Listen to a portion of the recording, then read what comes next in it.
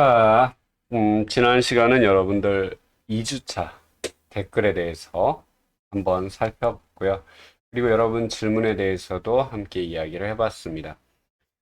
이제 우리 3주차 본격적인 수업 직무관리에 대해서 이야기를 하도록 하겠습니다.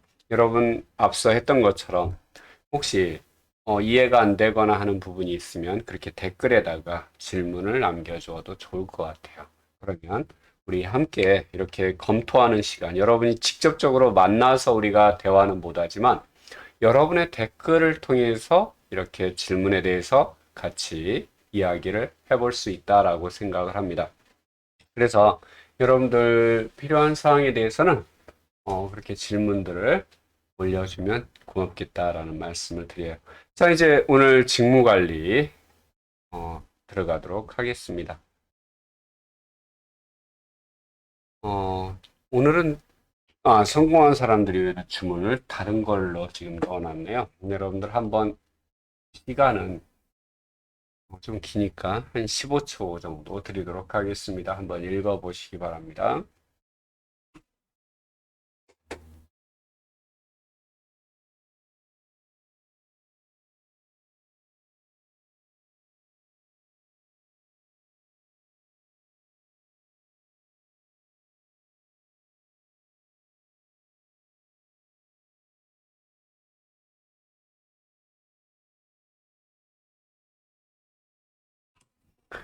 자, 나는 나의 능력을 믿으며 어떠한 어려움이나 고난도 이겨낼 것이다. 나는 자랑스러운 나를 만들 것이며 항상 배우는 사람으로서 더 큰 사람이 될 것이다. 나는 늘 시작하는 사람으로서 새롭게 일할 것이며 어떤 일도 포기하지 않고 끝까지 성공시킬 것이다. 나는 항상 의욕이 넘치는 사람으로서 행동과 언어 그리고 표정을 밝게 할 것이다. 나는 긍정적인 사람으로서 마음이 병들지 않도록 할 것이며 남을 미워하거나 시기에 질투하지 않을 것이다. 나는 내 나이가 몇 살이든 20살의 젊음을 유지할 것이며 한 가지 분야에서 전문가가 되어 나라의 보탬이 될 것이다. 나는 다른 사람의 입장에서 생각하고 나를 아는 모든 사람을 사랑할 것이다. 나는 나의 신조를 매일 반복하며 실천할 것이다. 해당 내용은 여러분들 웅진 그룹 있죠? 웅진 그룹 윤석금 회장님이 이제 본인이 항상 써놨던 본인의 사명서 내용이죠. 여러분도 여러분 자신의 그런 성공 좌우명 이걸 하나씩 만들어 놓는 것도 좋을 것 같아요. 오늘 우리가 할 내용은 세 가지입니다. 직무 분석, 평가, 설계라고 하는 거죠. 자, 직무 관리. 직무 관리란 무엇이며 직무 관리의 주요 체계는 어떻게 구성되어 있을까? 직무 분석이 인적 자원 관리의 출발점이라고 한다? 왜? 왜 인적 자원 관리의 출발점이 직무 분석일까? 직무 분석의 주요 절차와 주의점은 뭘까? 왜 직무 평가를 실시하지? 라고 하는 거. 여러분 이제 한 학기 동안, 아니죠. 한 학기가 아니라 이번 주차의 직무 관리에 대해서 배우게 될 겁니다. 우선 직무라고 하는 게 뭐냐? 여러분들 이제 교재 있는 사람들은 교재 첫머리에 딱 써 있어요. 직무란 개별 종업원에게 부여된 전체적인 업무를 구성하는 과업, 임무, 책임의 집합이다. 이게 뭐예요? 그 사람 한 사람이 맡고 있는, 개별 종업원들이 맡고 있는, 그 사람이 담당하고 있는 업무, 그리고 과업, 임무, 책임, 이런 것들의 집합이 바로 뭐다? 직무다라고 하는 거예요. 실제 여러분 회사라고 하는 거대한 조직이 움직이기 위해서는 어마어마한 일들이 진행되고 있죠, 그 안에. 일례로 인사관리? 인사관리만 해도 여러분 그냥 말이 인사관리지. 인사관리에는 우선 인사 채용이라고 이미 앞에 프로세스에 얘기했잖아요. 채용이라고 하는 거 확보관리, 그 다음에 보상관리, 평가관리, 개발관리, 유지관리. 근데 그 채용이라고 하는 것도 사람들한테 채용하기 위해서 홍보해야죠. 우선 계획을 세워야죠. 그 다음에 그걸 갖다 홍보해야죠. 그 다음에 사람들이 오면 이제 면접을 봐서 그중에 이제 필요한 사람을 갖다가 모집하고 선발을 해야 되겠죠? 선발하고 나서 뭐예요? 이제 교육을 시켜야 되죠? 오리엔테이션? 오리엔테이션 하고 나서 뭐예요? 배치를 시켜야 되겠죠? 배치시키고 나면 뭐예요? 임금 줘야 되겠죠? 물론 각각에 대해 또 그 나름대로 평가를 다 진행을 하겠죠? 자, 이렇게 일들이라고 하는 게 인사라고 하는 업무 자체에만도 다양한 세부적인 일들이 있다라는 거죠. 이건 결국 각각의 그 종업원들이 어떤 일을 하고 있느냐라고 하는 걸 나타내는 거죠. 그럼 이 직무라고 하는 거, 도대체 담당 직무가 뭐냐? 명확히 이걸 갖다가 구분 지어 놓는다는 것이 바로 뭐예요? 직무 분석이다. 왜? 이 직무에 대한 요건을 명확히 이거는 이 일을 하기 위해서는 이런 역량이 혹은 이런 능력이 이런 자격이 이런 기술이 필요해. 즉 뭐예요? 그 일에 대해서 직무 수행이라고 이제 하죠. 직무를 하기 위해서 필요한 그 능력이 무엇인지를 요건을 딱 밝혀 놓으니까 거기에 필요한 사람을 갖다가 채용해서 일을 맡길 수가 있는 거죠. 마케팅 업무, 마케팅에서 마케팅 기획이 있고, 이제 실제 홍보도 있고, 뭐, 사람들 간다 조사도 있고 한단 말이에요. 그럼 조사 업무라고 했을 때, 조사할 줄 아는 업무를 명확히, 이거는 마케팅 조사에서 해야 되는 업무야 라고 딱 명확히 직무가 만들어지면, 그걸 잘하는 사람을 뽑아서 그 일을 하라고 맡길 수가 있죠. 그래야 그 사람이 그 일을 맡아서 수행을 할 수 있어요. 그런데, 이러한 직무가 명확히 구분이 안 되어 있다면, 뽑아놨는데 뭐 해야 되지? 이런 상황이에요. 실제 소규모 회사들이 이제 직무를 이렇게 많이 딱 명확히 구분을 못 해놔요. 분명히 나는 인사 담당 업무를 위해서 이 회사에 채용이 됐는데 인사 담당 업무만 하는 게 아니고 내 주 업무는 인사 담당 업무고 시간이 그거 하는 과정에서 시간이 남아 돌아서가 아니죠. 혹시 창고에 물건이 들어와야 되는 날은 같이 가서 우리 이제 날라줘야 되는 이런 걸 해야 된다. 내 업무는 뭐예요? 인사 직무예요. 인사 업무를 담당하고 있는 건데 실제 다른 업무도 같이 해야 된다. 왜? 중소기업이 이걸 갖다가 막 모든 걸 사람을 다 각각 분야별로 채용할 수 있는 만큼 실제 자금력이나 이런 부분이 안 되잖아요. 그럼 있는 사람들이 그 각각의 일을 같이 나눠서 하는 거죠. 자, 그래서 실제 이 직무 분석이라고 하는 건 담당 직무를 명확히 분석함으로써 거기에 필요한 수행 요건이 무엇인지를 확인하고 그에 맞는 사람을 거기에 일을 맡기기 위해서 그렇다. 그러면 그 일이라고 하는 게 실제 어떤 거는 난이도가 좀 어려운 걸 수도 있어요. 어떤 건 난이도가 좀 쉬운 걸 수도 있고, 어떤 건 시간이 오래 걸리는 것도, 어떤 건 짧게 끝나는 일도 있어요.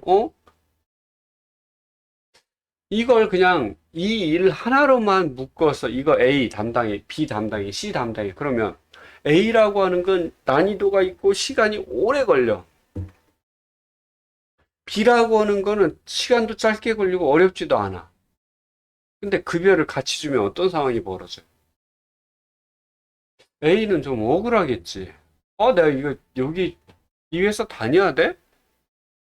나는 이렇게 고생하는데 옆에 친구는 나하고 똑같이 월급 받는데 별로 하는 일도 없이 띵가띵가 하는 것 같은데 그래서 뭘 한다? 직무에 대해서 가치를 부여한다라는 거죠. 가치를 부여해서 이 가치를 그럼 왜 부여하냐? 어떤 직무가 난이도가 높은지, 난이도가 쉬운지, 혹시 위험도가 높은지, 위험도가 낮은지 이거 해서 뭐 하기 위해서 나중에 보상해야 하잖아요. 급여를 줘야 하잖아요. 급여를 주기 위한 기초 데이터가 되는 거죠. 이게 이제 보상 관리를 위한 데이터인 거죠. 자, 그러면 일을 갖다가 어떻게 구분해 놓는 게 이제 명확히 분석을 했어요. 그럼 이 일을 어떻게 구성을 해야 될까? 즉, 우리가 회사의 목표 달성이라고 하는 걸 이뤄가는데 각각의 여러 가지 업무들이 있단 말이에요. 이 업무들이 어떻게 조합이 되어야 회사라고 하는 게 원하는 목표를 달성할 수 있을까라고 하는 거죠. 이게 이제 직무 설계예요. 그러면 이 직무 설계에는 두 가지 측면이 고려돼야 돼요.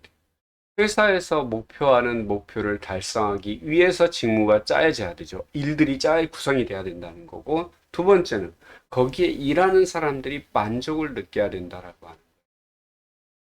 여러분 앞에서 이미 조직 설계 매트릭스 이제 한 친구의 질문으로 인해서 처음에는 기능별 조직에서 그 다음에 사업부 조직으로 뭐 이제 바뀌고 되고 중간 단계에서 매트릭스 조직이라고 하는 게 있다라고 얘기했죠. 자, 이 기능별 조직 자체로 구성이 되어 있는 게 뭐예요? 결국은 회사에서 기능적으로 업무를 빨리빨리 돌리기 위해서 만들어진 조직 구조란 말이에요. 이게 바로 직무의 설계예요. 이렇게 조직 구조가 만들어진 게 결국은 뭐예요? 일들이 구성이 되어서 그 조직이 그렇게 만들어진 거잖아요. 이게 뭘 위해서? 그런 것이 사업부 조직으로 바뀌면서 더 고객에게 빠른 대응을 하기 위해서 제품별로 혹은 사업부별로 조직 구조를 바꾼다. 그러면 그 안에 이제 일 자체에 맡고 있는 일들의 구성, 짜여지는 구조가 다르게 바뀌는 거죠. 이게 바로 직무 설계다라고 하는 겁니다. 자, 그럼 이제 하나씩 들어가 보면 실제 직무 관리에서 가장 중요한 건 요 세 가지. 물론 여러분들이 회사에 들어갔을 때는 이미 직무 설계가 되어 있어요. 직무 설계라고 하는 게 되어 있고 혹시 일을 해나가는 과정에서 사람들이 일을 갖다 하는데 왜 A는 시간이 많이 걸리고 B 담당 업무는 시간이 적게 걸리고 그러다 보니까 이 A는 계속 일하고 있고 B는 놀고 있어. 이게 일이 A라는 직무가 혼자서 하기는 어렵구나. 인원을 더 투입해야 되나? 그러면 뭐예요? 원래 설계되어 있다는 거에서 검토해서 새로운 직무 재설계라고 하는 걸 하기도 한다라는 거죠. 일 자체를 다시 설계를 하는 거죠. 구성을. 그 다음에 이 직무 분석을 통해서 직무 설계하고 직무 설계한 걸 통해서 이제 나중에 직무 분석을 위해서 직무 평가를 하죠. 그런데 이 직무 설계를 했더니 그대로 운영해 봤더니 원하는 목표를 달성을 못하고 있더라. 도대체 원인이 무엇인지 파악해서 다시 직무 재설계를 한다라고 하는 것도 언급한 책도 있어요. 근데 여기는 이제 직무 관리의 3대 영역이라고 해서 직무 분석, 직무 평가, 그리고 직무 설계를 이야기를 하고 있습니다. 자, 직무 분석. 첫 번째 이제 직무 분석이죠. 직무의 내용을 체계적으로 분석해서 조직에서 이제 회사에서 인사 관리에 필요로 하는 직무 정보를 제공한다라고 하는 거예요. 직무 분석이라는 게 실제 직무 정보를 제공해서 인사 관리에 필요로 하는 내용을 제공해 준다. 즉, 직무에 대한 정보를 수집하고 수집된 정보를 분석해서 직무의 내용을 파악한 다음에 각 직무의 수행에 필요한 지식, 능력, 숙력, 책임도 이런 것 등을 명확히 밝혀놓는 과정이다. 왜? 그게 명확해져야 그걸 담당할 사람을 갖다가 뽑아서 그 일을 맡길 수가 있으니까. 이게 이제 뒤에 나오겠지만 기본적으로 이걸 하기 위해선 대학교 정도의 지식이 요구되라고 하는 직무가 있어요. 거기에 무턱대고 이 초등학교, 중학교를 학생을 일을 맡길 수 없는 것과 같은 거죠. 이제 성과라고 하는 거, 퍼포먼스라고 하는 건 실제 사람과 그 일의 결합이다. 이 결합의 성과를 만드는 거다라고 하는. 여러분 그래서 적재적소, 적재적소 이런 얘기 엄청나게 들었을 거예요. 적재적소. 인사관리에 가장 중요한 건 적재적소. 즉, 그 일에 적합한 사람을 거기에 만들어주, 맡겨주는 거. 이게 가장 중요한 문제다라는 거죠. 자, 직무 분석은 인적 자원 관리의 출발점이라고 보통 얘기합니다. 우리가 이제 결혼 생활의 시작과 끝이라고 하는 건 남녀의 만남과 헤어짐이라면 결혼의 출발점은 서로 알아가는 거다. 인적 자원 관리의 시작과 끝은 직무와 사람이 만나서 헤어지는 것이다. 그러다 보니까 인적 자원 관리의 출발점은 직무와 사람에 대해서 이해하는 것이다 라고 하는 거죠. 그래서 여러분들 채용 시장에서 여러분한테 이런저런 그 이력서, 자격, 뭐 경력 이런 걸 요구하는 거죠. 왜? 여러분에 대해서 알기 위해서, 여러분에 대해서 알아야 그 직무에 맞는 사람을, 우리 회사에 필요한 사람을 뽑아서 넣어주니까.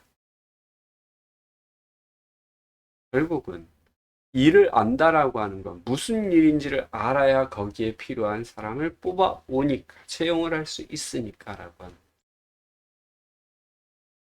자, 직무 분석이라고 하는 걸 통해서 직무 기술서나 명세서라고 하는 것이 만들어집니다. 이 직무 기술서나 직무 명세서는 결국은 여기에 필요한 사람이 어떤 사람을 이제 채용해야 될지라고 하는 정보를 제공해 주죠. 인사 계획을 세울 때 이러이러한 능력을 가진 사람, 이러이러한 역량을 가진 사람, 이런 의무감을 맡고 있는 사람, 이런 사람을 뽑는다. 즉 이제 그 다음에 그들을 인사 계획을 세우고 실제 모집하고 그 해당자를 선발해서 훈련 개발시켜서 그들에 대해서 근무 평가한다는 얘기예요. 평가하고 보상하고 혹시 작업장에서 위험이나 이런 거에 대해서 안전 수칙을 지키게 하고 안전 요건을 개발하고 노사관계를 유지하고 그 다음에 필요한 내용을 조사하는 거죠. 그리고 결국은 평등 고용을 위해서 직무 분석을 한다라고 하는 거죠. 실제 무턱대고 이게 이제 평등직 고용이라고 하는 게 여러분 오해하지 마세요. 이거 갖다가 이 일 자체가 무턱대고 그냥 아무나 해도 된다라고 할 수는 없는 거예요. 예를 들어 우리 이제 청소년이나 임산부 근로기준법에 보호하라고 돼 있죠. 그래서 야간 근로자 자신이 동의하지 않는 야간 근로나 혹은 위험한 작업에 대해서 함부로 일을 시킬 수가 없어요. 왜? 그들의 안전을 위해서. 이게 막 여기서 갑자기 남녀 고용 평등이다 하니까 너도 이거 해야 된다. 이렇게 여러분들 접근하시는 건 위험하다. 무슨 일이든 물론 다 할 수 있어요. 그런데 이게 이분이 할 수 있냐, 맡을 수 있느냐, 맡을 수 없느냐. 일 구조적인 특성이나 혹은 위험도에 따라서 오히려 이런 일이 신체에 악영향을 줄 수 있는 부분도 있기 때문에 그런 부분에서 이제 조심하는 거죠. 뭐 일이 힘들어서라고 하는 거 글쎄요, 그런 측면은 아닌 것 같아요. 오히려 일의 이런 위험 이런 부분이죠. 여러분 유튜브 같은 데 보면 막 그 트러커, 여성 트러커도 참 많아요. 특히 우리나라 트럭이라고 하는 건 컨테이너 트럭은 조그맣잖아요. 근데 막 그 미국 캐나다 횡단, 미국 뭐 이런 트럭들을 보면 막 어마어마하게 크더라고요. 그런 트럭들도 많이 운전하시는 분도 계시고 이게 뭐 남녀 간의 차별 이런 문제를 떠나서 이 우리가 최소한 근로기준법에서 요구하는 이러한 어려운 힘든 그런 위험이 있는 그런 것들에 대해서 함부로 일을 갖다 시키지 않는다라고 하는 거. 그래서 적정 시간 내에서 일할 수 있게 하고 휴식을 주게 하고 하는 것들. 이런 걸 얘기하는 거죠. 자, 우리가 보통 이제 직무 분석을 하게 되면 그거에 따라서 직무 기술서와 명세서를 만들어내요. 근데 이 직무 기술서와 명세서라는 게 지금은 그냥 하나로 그냥 통합해서 쓰고 있지만, 과거에는 이걸 갖다 굳이 구분을 하는 경우도 많았어요. 직무 기술서라고 하는 건 일에 대해서 어떤 책임과 의무를 가져야 되는지 나열해놓고, 직무 명세서라고 하는 건 이 일에서 필요한 지식이나 기술이나 능력이 무엇인지를 나눠놨어요. 여기는 이제 명령 계통이죠. 그리고 그걸 담당자가 갖춰야 되는 의무, 뭐 이걸 점검해야 될 의무 있다. 예를 들어 전기기술자, 전기점검자는 항상 전기가 제대로 지금 작동이 되고 있는지 어디 문제가 없는지 확인하고 이런 걸 맡아야 되는 의무. 그 다음에 누구를 시킬 수 있는 권한과 그 다음에 맡아야 되는 일의 범위. 어떤 사람들까지 관리할 수 있는지 이런 것들을 나열해 놓은 거죠. 물론 뭐 그렇다고 해서 꼭 여기 사람 뭐 몇 명 데리고 있다 이런 측면이 아니고요. 자, 그러면 이런 직무를 보면 직무라고 하는 게 만들어지기 위해서는 그 안에 일이라고 하는 게 실제 하나하나의 세분화된 작업에서 시작해서 과업, 직위, 직무로 실제 구분이 되죠. 자, 보면 우선 요소라고 하는 게 있어요. 요소라고 하는 건 작업의 최소 단위. 수화기를 든다, 전화를 한다, 말을 한다, 삽을 든다, 삽을 들어서 옮긴다, 옮겨서 내린다, 다시 푼다. 이런 각각의 요소들. 실제 이게 이제 작업 요소가 구분이 되는 건 여러분들 경영학의 시작이 대다수가 알고 있다시피 테일러리즘에서 시작을 했죠. 테일러가 동작 연구와 시간 연구를 했다라고 했어요. 여기에서의 동작 연구와 시간 연구는 작업자들의 각각에 대한 동작들을 다 확인해서 불필요한 동작을 빼버리고 각각의 시간을 최소화시킬 수 있는 표준적인 어떤 작업, 동작 이런 걸 만들어낸 거죠. 그러다 보니까 이제 일을 갖다가 최소 단위로 구분하는 것들이 그 당시 이제 등장을 한 거죠. 요소라고 하는 거, 가장 작은 단위로 나눠진 거. 과업이라고 하는 건 특정한 목적, 이게 어떤 결과물이 하나 나와야 돼요. 전화 든다라고 하는 건 전화 드는 것 자체가 과업은 아니에요. 특정한 목적은 아니잖아요. 물론 이제 나중에 전화를 갖다가 받음으로써 고객에게 우리 제품을 홍보하거나 고객의 응대를 하거나 이런 걸로 묶어질 수 있죠. 그러면 그게 묶어지는 것들이 뭐예요? 결국은 과업인 거죠. 전화를 든다, 전화번호를 누른다, 뭐 전화를 한다, 이런 것들은 각각의 요소들이다. 그리고 이 전화를 들어서 고객에게 우리 제품을 홍보하고 판매를 했다. 이게 이제 하나의 판매원이 해야 되는 일, 특정한 목적을 위해서 하는 작업 활동이죠. 또 여기서 마찬가지로 타이핑을 친다, 타이핑 친다라고 하는 건 그냥 요소예요. 근데 타이핑을 함으로써 뭔가를 갖다 만들어낸, 문서를 만들어낸 거다라고 하는 거죠. 이게 과업입니다. 자, 직위라고 하는 건 특정한 사람에 의해서 수행되는 하나의 과업군이다.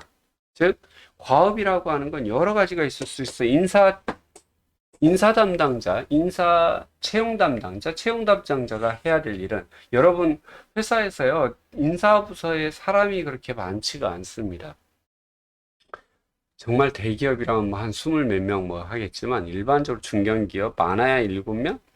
그 다음에 중소기업은 거의 뭐 총무 담당, 인사 담당 같이 막 회계 담당 같이 하는 경우도 많고요.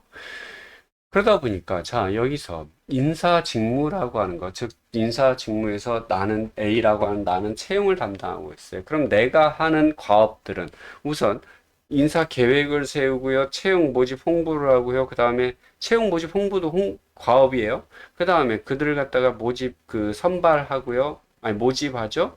그 다음에 선발하죠. 면접 보게 하죠. 면접 볼 때 그 장소 대여라든가 면접관 뭐 이런 것들 다 일로 나눠지잖아요. 과업으로. 그랬을 때 내가 맡고 있는 일들이 다 그런 것들이다. 그게 뭉쳐져서 내가 하고 있는 채용이라고 하는 업무를 담당하는 직이다.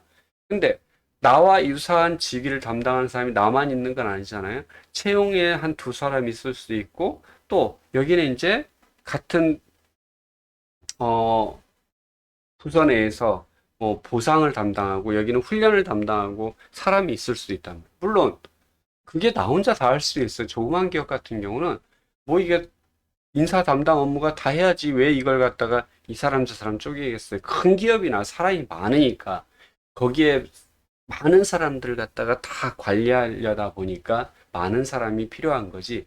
조그마한 기업에서는 굳이 많은 사람 자체가 필요가 없는 거죠. 그러다 보니까 오히려 나는 인사 직무를 담당하고 있어. 그럼 내가 사람들 교육 채용하고 선발을 아니 그 채용하고 그다음에 보상하고 교육시키고 뭐 그다음에 승진시키고 인센티브 주고 이런 것들을 나 혼자 다 해야 될 수도 있어요. 이제 대기업의 직무와 중소기업의 직무 자체가 업무 역할이 유사하다라고 할지라도 실제 하고 있는 영역 자체가 이렇게 구분은 될 수 있다라고 하는 거죠. 자, 같은 이러한 직위, 즉 특정 사람에 의해 수행되는 과업의 군, 이게 직위고, 여러분 혹시 오해하지 마세요. 우리는 보통 직위라고 하면 회사에서 팀장, 과장, 대리, 주임 요런 것들을 많이 생각하는데 요 의미보다는 오히려 직이라고 하는 건 이 사람이 맡고 있는 일이 뭐냐, 맡고 있는 일이 뭐냐 이걸 말하는 거예요. 그래서 요게 책임까지도 붙으면 직책이라고 가요. 직책. 결국 직이라고 하는 건 이 사람들이 어떤 일을 맡고 있느냐라고 하는 거죠. 그리고 이 사람들이 같이 유사한 업무를 뭉쳐갖고 이게 뭐다? 인사 직무다. 여기는 인사 직무를 담당하는 인사부서다라고 하는 거죠. 자, 다시 얘기하지만 과업이라고 하는 거. 실제 타이프를 치는 이 자체로만 해서는 아니고 보고서를 만드는 거. 트럭에 화물을 내린다. 이 단순한 트럭에 화물을 내리는 거 아니라 지금 물건을 갖다가 배송을 해서 내리는 자체. 이 배송 전체를 얘기하죠. 그게 이제 하나의 목적을 향해서 만들어지는 겁니다. 그 다음에 직이라고 하는 건 한 사람의 부과된 과업들. 이러한 과업들이 뭉쳐서 그 사람이 뭘 맡고 있는지가 나온다. 직무라고 하는 건 같은 유사한 것들끼리의 일의 묶음. 그리고 직종이라고 하는 건 동일하거나 유사한 집단. 예를 들어 인사 직종. 여기는 인사 직무. 인사 직무에서 나는 교육을 담당하고 있어요. 나는 채용을 담당하고 있어요. 나는 보상을 담당하고 있어요. 이렇게 구분하는데 인사 직구는 이런 인사 업무들을 전체적으로 있는 그룹이죠. 그리고 여기는 더 큰 사무 직군. 이렇게 이야기를 할 수 있다. 보통 아까도 얘기했지만 이 직이라고 하는 게 요 우리는 이제 일반적으로 요 직위 뭐 부장, 과장, 차장 이렇게 이런 부분들을 갖다 이야기를 많이 하죠. 그게 무슨 얘기예요? 요 사람이 이게 맡고 있는 어, 이렇게 구분하면 요 직위 이렇게 이제 이해가 된다라고 여러분 이해를 해주시면 될 것 같아요. 여기 나와 있네. 직원 한 사람에게 부여하는 직무상의 위치. 그래서 한 사람이 맡아서 수행하는 일이 단위, 직위의 수와 같다. 직원의 수와 직위의 수는 같다라고 보죠. 사원으로서 맡는 거, 주임, 대리, 차장, 과장 쭉 해갖고 김 부장님, 박 차장님 이제 통상적으로 승진을 위해서 이런 직위가 올라가는 거죠. 이렇게 과장에서 차장으로 올라가죠. 부장으로도 올라가죠. 즉 그 사람이 부장으로서 맡는 직위, 업무 이렇게 되는 거죠. 아, 여기 경영지원을 잘못 썼네. 동일하거나 유사한 직위의 단위다. 그래서 경영지원, 전산, 생산 담당, 마케팅 담당, 인사관리 담당 이렇게 나누고요. 그 다음에 수행하는 직무의 책임 범위를 갖다가 나누는 것으로서 예를 들어 뭐 대리 3호봉, 뭐 과장 5호봉, 과장 5년차 뭐 이렇게 대리 3년차 이 호봉이라고 하는 건 1년에 2호봉씩 올라가요. 물론 호봉 승진이라고 하는 게 있어요. 예를 들어 호봉을 갖다 지금 3호봉인데 뭐 2호봉을 승진함, 5호봉으로 승진함 이렇게 2호봉 승진시켜 주는 경우도 있어요. 그러면 이제 몇 년 차가 조금 헷갈리긴 하지만 일반적으로는 호봉은 1호봉이 1년씩 승진을 하게 된다라고 합니다.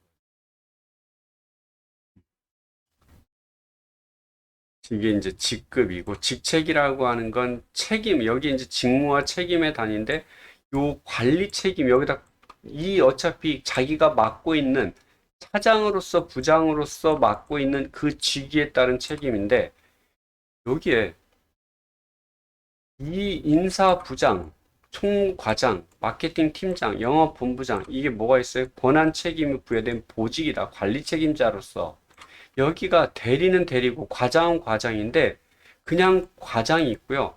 하나의 팀장으로서의 직책을 갖는 경우도 있어요.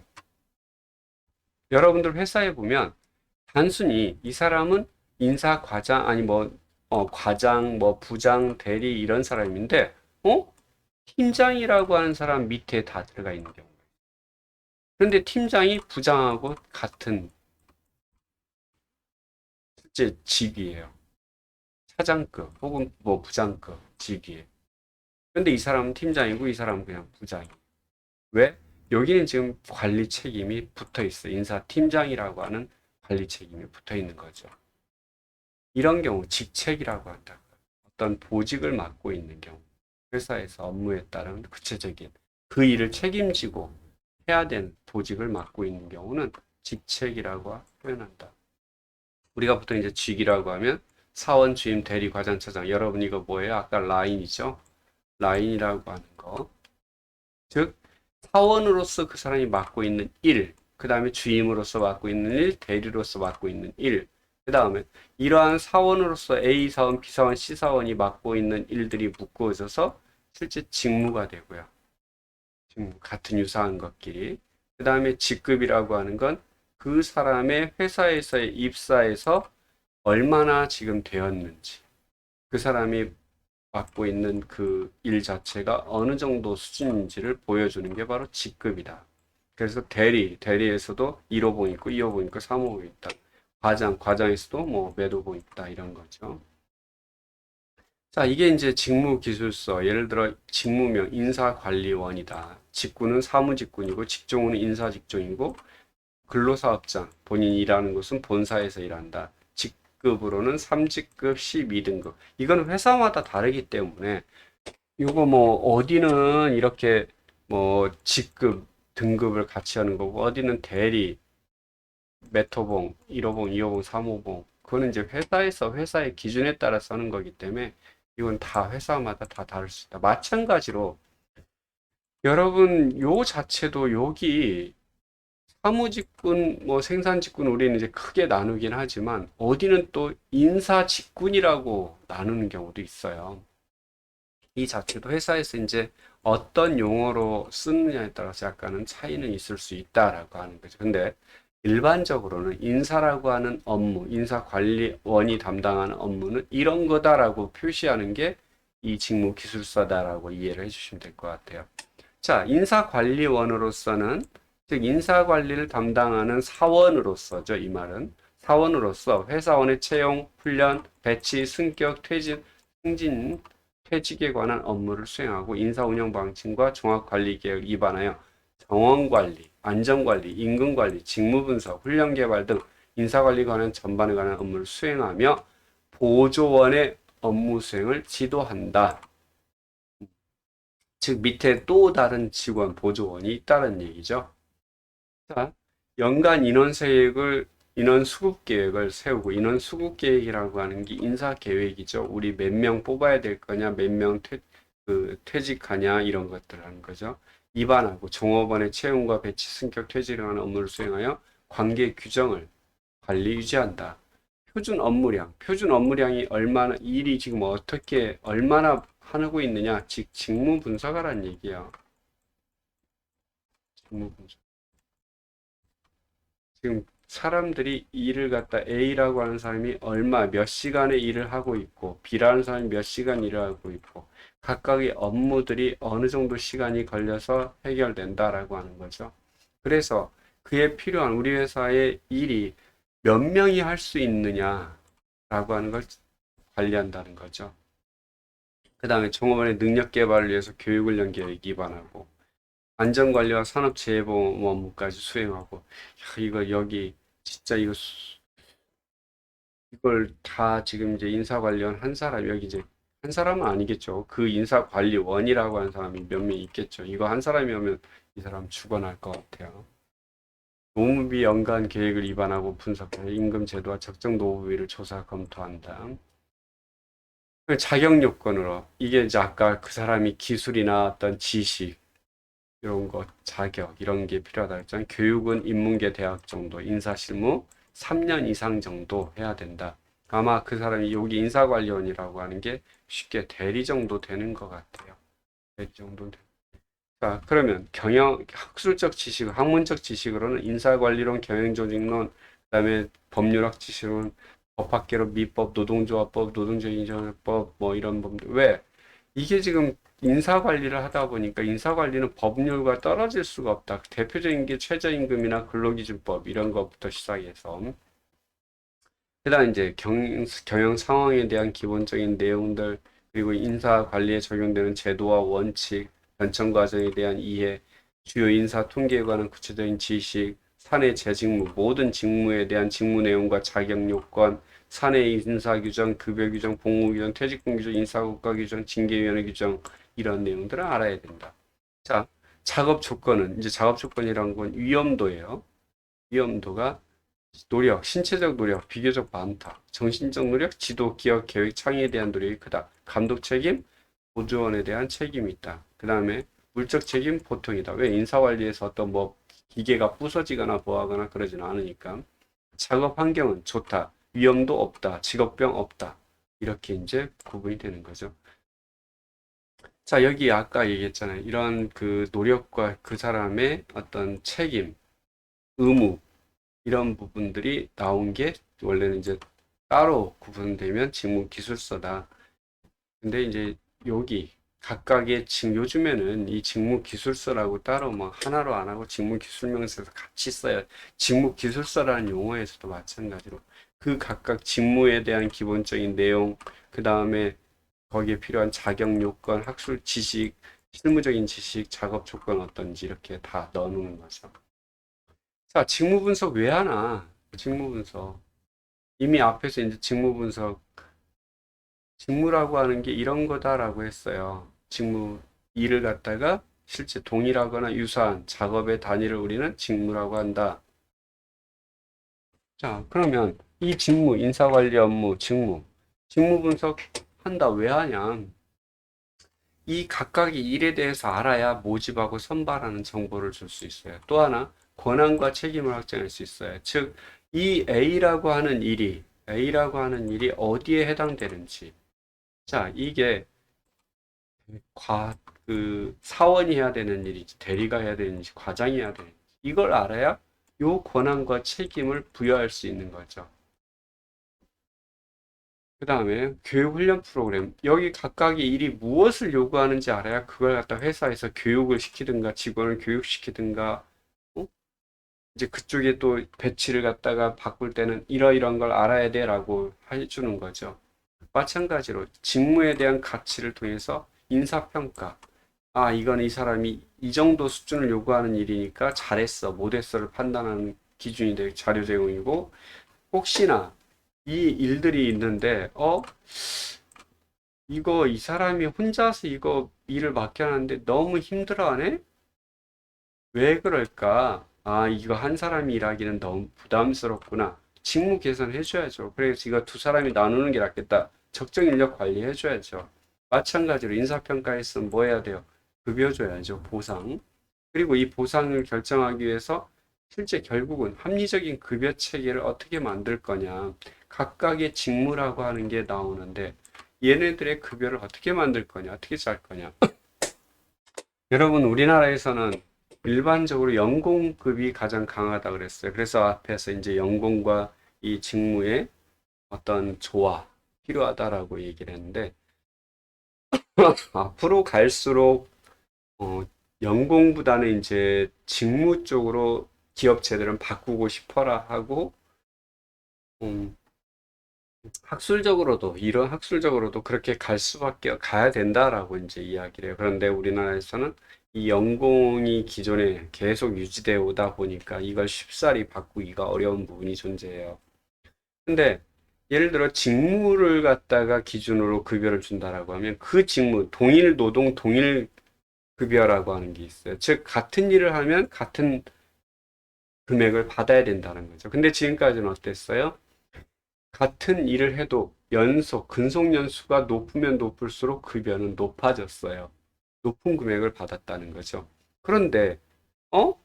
들어온 지 10년 됐거나 들어온 지 2년 됐거나 하는 일은 똑같아. 그런데 왜 들어온 지 10년 된 사람이 급여를 많이 받아야 되냐는 거죠.